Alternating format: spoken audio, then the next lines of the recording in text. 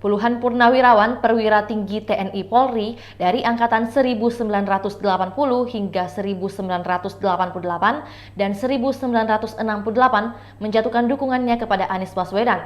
Pernyataan dukungan itu disampaikan para purnawirawan ini dengan mengunjungi kediaman mantan Gubernur DKI Jakarta tersebut di kawasan Cilandak, Jakarta Selatan pada Kamis 2 Maret 2023.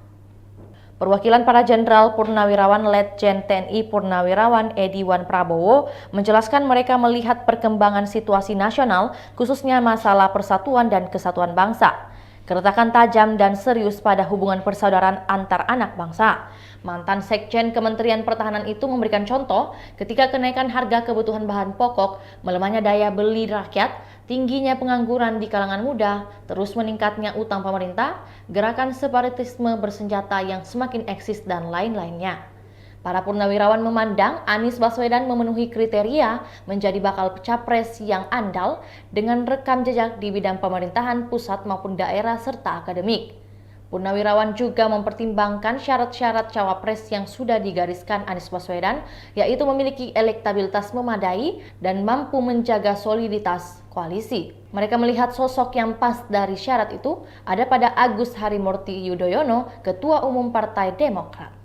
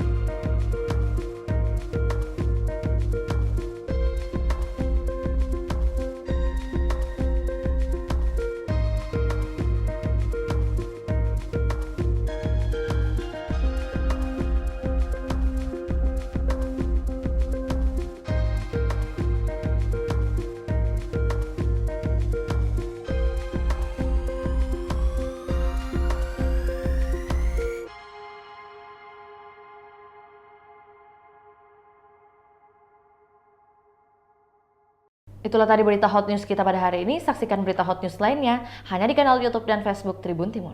Terima kasih sudah nonton. Jangan lupa like, subscribe, dan share ya.